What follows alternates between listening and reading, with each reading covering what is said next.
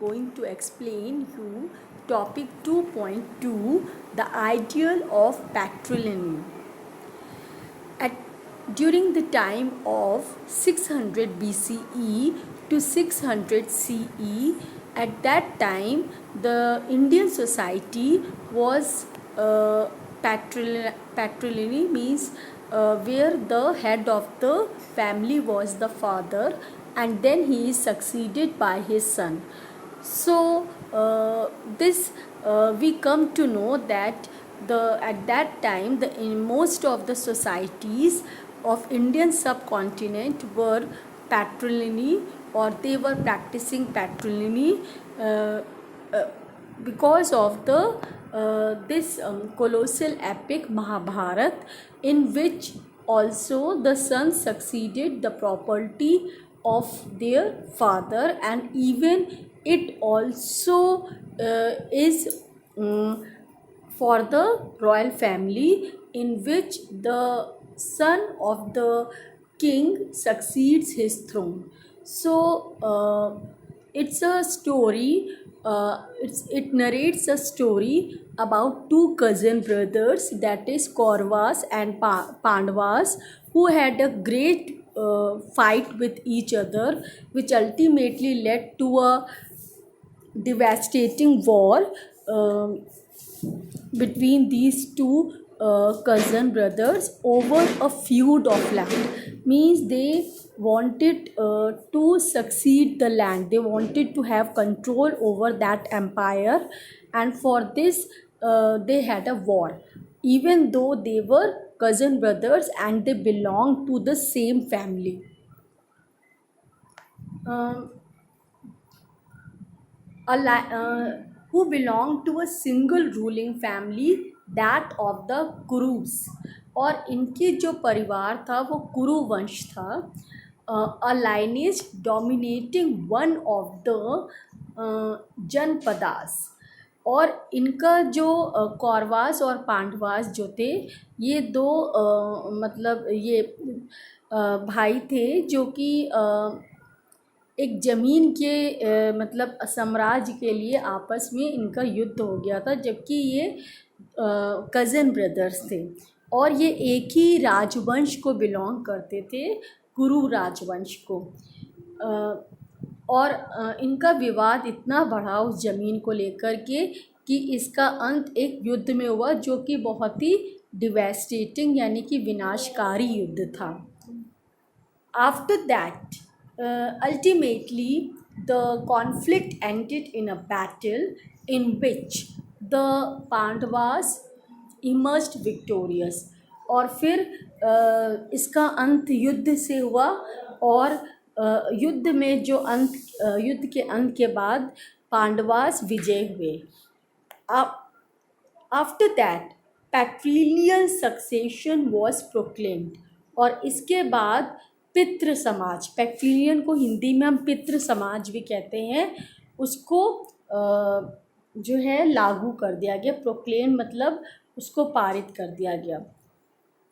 While patrilineal had existed prior to the composition of the epic, यानी कि पितृ समाज हमारे भारतीय उपमहाद्वीप में बहुत सारे समाज में पितृ समाज पहले से ही प्रचलन में था, उससे पहले से, जबकि ये महाकाव्य महाभारत की रचना हुई थी, उससे पहले भी हमारे समाज में पितृ समाज का ही प्रचलन था. The central story of the Mahabharata reinforced the idea that it was valuable. लेकिन महाभारत काव्य की रचना के उपरांत हमको ये पता चलता है कि ये पितृ समाज का होना हमारे भारत में काफ़ी महत्वपूर्ण और काफ़ी ज़्यादा महत्वपूर्ण है, बहुत इम्पॉर्टेंट है. Under patrilineal sons could claim the resources including the throne in the case of kings. पैट्रिलिनेल यानी पितृ समाज में, राजवंश में जो राजा के बेटे होते हैं, दे कैन क्लेम मतलब वो दावा कर सकते हैं कि राजा की मृत्यु के उपरांत वही जो हैं नेक्स्ट किंग होंगे और they will ascend the throne, मतलब वही राजा बनेंगे of their fathers when the latter died, means when their father dies. Most ruling dynasties 6th century BCE onwards claimed to follow this system, और कई सारे राजवंश जो कि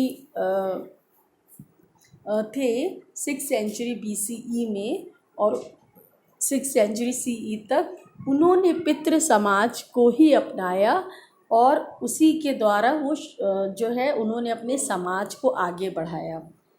Sometimes there were no sons. In some situations brothers succeeded one another.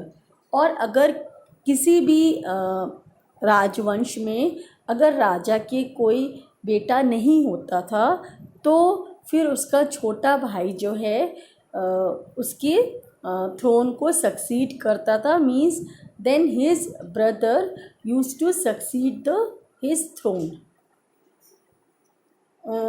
Something other kinsmen claimed the throne and in very exceptional circumstances.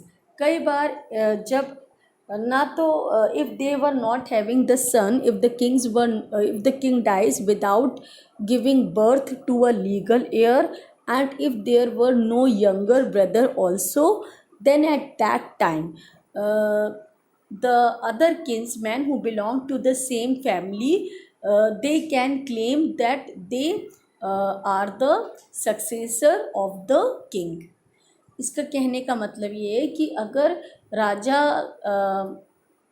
की कोई बेटा भी नहीं होता था और ना ही उसका कोई भाई होता था, तो ऐसे में उसी के परिवार का कोई भी मेल मेंबर ये दावा कर सकता था कि राजा की मृत्यु के उपरांत उसके थ्रोन पर और राज्य के ऊपर पूरा अधिकार है. Women such as Prabhavati and in very exceptional circumstances, और कई बार जब ऐसा भी नहीं होता था तो बहुत ही एक्सेप्शनल सर्कमस्टेंसेस में वुमेन जो कि काफ़ी पावरफुल होती थी और mostly they belong to royal family, they can even ascend the property, they can even succeed the property of their husbands. For example, Prabhavati Gupta claimed the throne, and in very exceptional circumstances women such as Prabhavati Gupta exercised power. The concern with patrimony was not unique to ruling family, और पितृ समाज को लेकर के उनकी चिंता या concern ruling families के लिए कोई नया नहीं था, क्योंकि वो इसी के आधार पर चलता है. Because in a monarchical system which is also known as hereditary system और dynastic rule, the sons they succeed the throne of their father after their death. So this is also known as succession rule, where the sons they are the successors of the throne of their father. It is evident in mantras, in ritual text such as the Rig Veda, और ये इसका हमें काफ़ी प्रमाण मिले हैं ऋग्वेद में भी कि उस समय पितृ समाज का ही प्रचलन था. It is possible that these attitudes were shared by wealthy men and those who claimed high status, including brahmanas. लेकिन ये पितृ समाज उस समय में भी उच्च वर्ग के समाज के लोगों के द्वारा ही अपनाया जाता था, जैसे कि ruling class who belong to the royal class family, or to the Brahmins who formed the upper caste in the society of the Aryans. Producing fine sons. Here is an excerpt.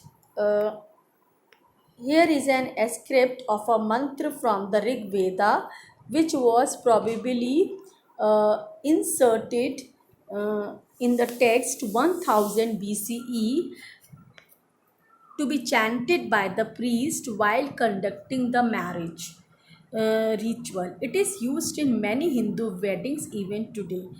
ये एक script है, एक अंश है ऋग्वेद से, जिसमें कि एक मंत्र है जो कि पुजारी जो है कई बार इसको बोलता है जब वो मैरिज सेरेमनी को ऑर्गेनाइज करवाता है।